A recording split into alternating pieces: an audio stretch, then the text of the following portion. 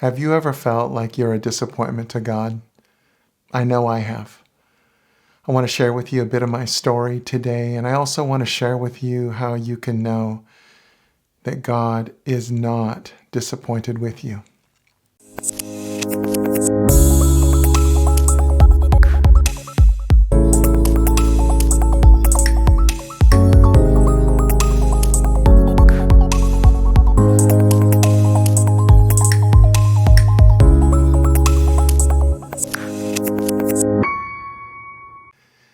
So again, I want to begin with the truth that you are not a disappointment to God. He is not disappointed with you. But I want to explain to you why that's true. There's a scripture in Romans 5:8 that says this. It says, "But Christ proved God's passionate love for us by dying in our place while we were still lost and ungodly." The proof of God's love is that he did so knowing the mess we were in. In other words, this is what I want to explain to you. Why is it that you and I get disappointed with others? It's because we have certain expectations that they didn't meet, right? Or others had expectations of us that we didn't meet. That's how disappointment happens. But here is the amazing news. God has no unrealistic expectations about us. He wasn't expecting us to live a certain way in order to approve or love us. So this is the truth that's so hard for us to understand. But God's love initiates everything. His love initiates the healing in our lives. It initiates the goodness that he pours out. It's not conditional upon us proving that we're worthy of it or doing things in the right way so that we get blessed. He blesses us because he loves us. I want to share with you, though, my own story about a great disappointment that I moved through and had to learn from. And that is many years ago when I was younger. I was a pastor, and I had been an associate pastor with the church, but this was my first opportunity to start my own church. And I was excited. This is my first chance, to lead. And I have to tell you that I'm sure in my young life, where I was at the time, there was a lot of my own self that was wrapped up into all that. I didn't probably know it at the time. But, for a while it went well. And then without going into all the details, it kind of crashed and burned. And there was a lot of relational hurts along the way, both those that I did to others, those that were done to me. And in the end, I walked away from the dream that I had started, this church that I had begun. And I want to tell you, I was crushed. I was devastated. This great thing I was going to do for God, and it, the way it looked to me at the time, it was just there in ashes, nothing to show for it. I know that's not true now, but it's the way it felt at the time. And I felt like I was sure I was a great disappointment to God. I know I was disappointed in myself. But I felt it was even bigger than that I was a great disappointment to God. And I remember kind of walking around in a spiritual daze, a haze for a few months. And I was just kind of going back to the basics of asking God the most basic questions. You still love me, right? I'm still, I haven't blown it so bad, right? That you aren't, somehow disowning me. I'm telling you, when we get in a bad place, these are the thoughts that we can begin to entertain. And it was in one of those times I was actually traveling to Canada, and I was looking over the Niagara Falls. And if you've never been there, it's stunning. But for me, what was just astounding was the massive amount of water that was coming from the river that was cascading over the falls. The falls themselves were just spectacular, but to me it was just all the water that was continually feeding these falls. And as I was kind of immersed in absorbed in all this copious amounts of water, I remember the Lord suddenly speaking to my heart and saying, Brent, son, this water that keeps coming, it's like my love. There's no end to it. It's going to keep flooding into you. It's going to keep cascading over you. And suddenly, tears welled up in my eyes as I was thinking about this immense love of the Father for me. And in that moment, I was quite aware that it had nothing to do with what I did or didn't do for him. It was just his choice to love me. And over the next couple of days, I remember wandering through various parks in Canada.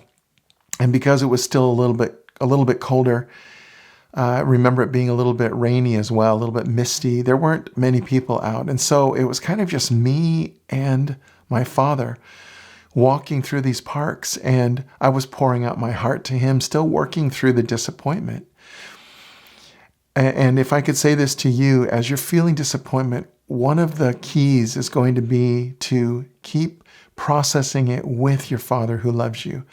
Don't process it apart from him and hope that one day, maybe he'll accept you. He already accepts you. He already loves you. So bring him into it with you as much as you can. So it was in these moments in this park that I was pouring my heart out even more. And I was still asking some basic questions. And here I just want to read to you from a book I wrote called Always Loved. But because I want to read to you the actual words he spoke to me. And I was in this park and I was talking to him and I said, yeah, but Father, I've made quite a mess of things. And this was his response. His love was unrelenting. He said, son, I love you when you're feeling like a success. And I love you when you feel like a failure. I love you when you think you are being productive. And I love you when you think life is passing you by.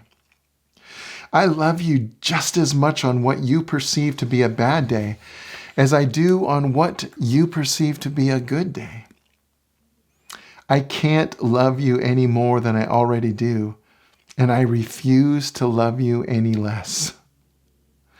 I love you because I love you. I love you because you are mine. I love you, and that's just the way it is and the way it's always going to be. I love you, son.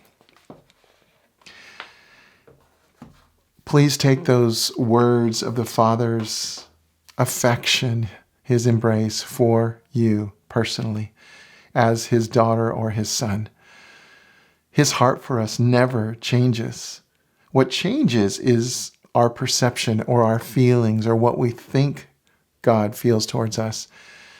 Yeah, those things often lead us into areas that are just not true. And so we begin to entertain thoughts like maybe, just maybe, he will love me less if I do or don't do certain things. Or how could he possibly love me or keep forgiving me if I keep persisting in certain failures over and over?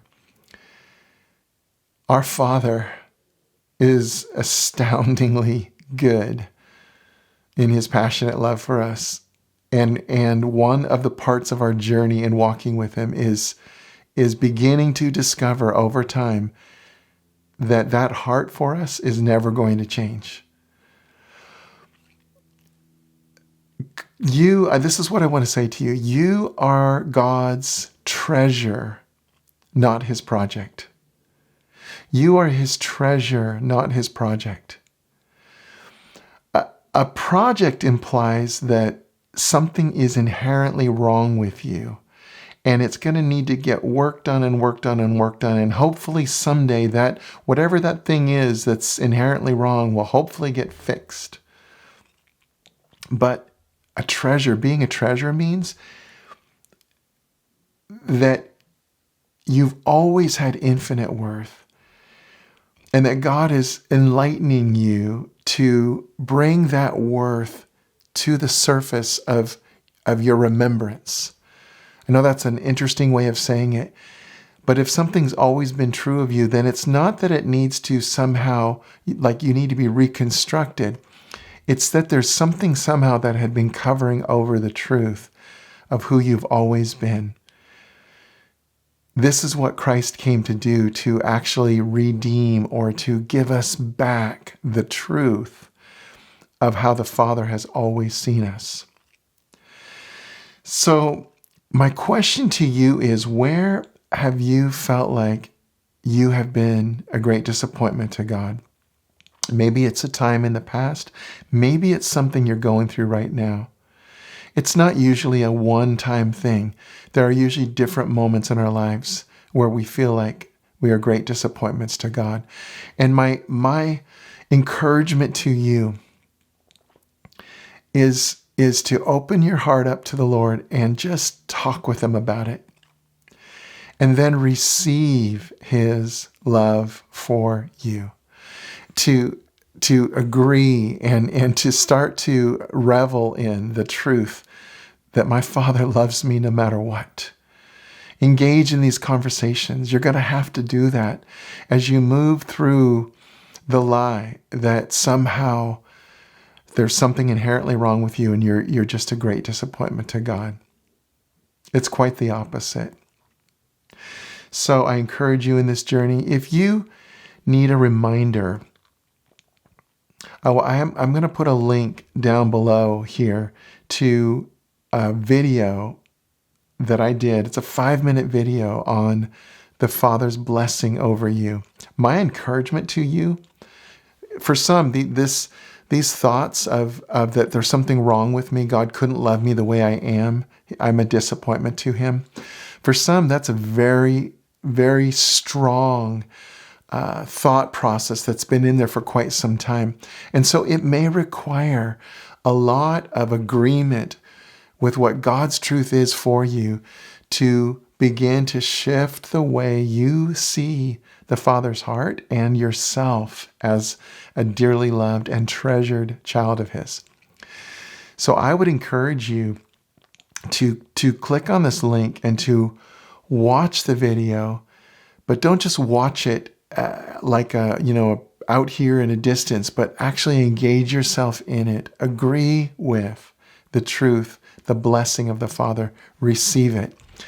And I would, for some, I know they have watched this video once a day for weeks, sometimes months, until it finally washed over them. So I just want to bless you and tell you, keep going and know that you are deeply loved, dearly loved, just as you are, and that God, His heart for you will never change.